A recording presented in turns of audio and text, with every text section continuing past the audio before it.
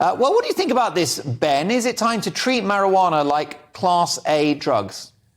Not sure about that. I wouldn't say that marijuana and cocaine are the same. They're both drugs, and obviously with marijuana, it's scientifically proven that there's benefits of it.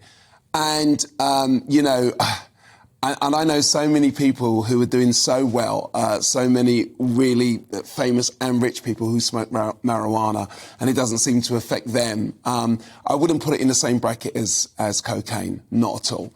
I'm not sure. And in America, they're legalising it more and more and more, and it's a huge business over there. So I just think if they're going to legalise it and, the doctors look over it and, and people can get it for medical use and maybe recreational use if it's safe, I think they should more likely do that. Cocaine, I think, is on a completely different level. And I've seen cocaine ravage many lives. I haven't really seen that with marijuana. I'm not saying it's not dangerous, and I'm not saying that it can't bring on psychosis and maybe bring on schizophrenia in some cases. I've heard of things like that. But even if you go out to like the West Indies or parts of Africa, there's people who've been smoking marijuana for, 80, 85 years. And they're still sort of working and it doesn't really affect them. I wouldn't class them as the same thing.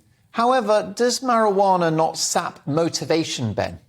I think it does different things for different people. I know myself, when I was a naughty youngster, I'm 50 years of age now, and when I was 19, I used to smoke marijuana, and one of the reasons I stopped it, because it stopped, progression, and I wanted to be in the music business, and I would find that I'd want to make so many calls to record companies in the morning and stuff like that, and then by the end of the day, if I smoked a spliff, as it were, then, the whole day would go to pot. Excuse the other pun as well. See? That's a good one. You like that?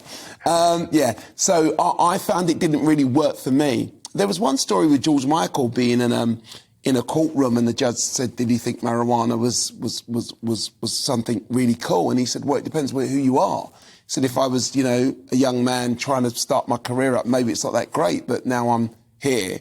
I find it fine."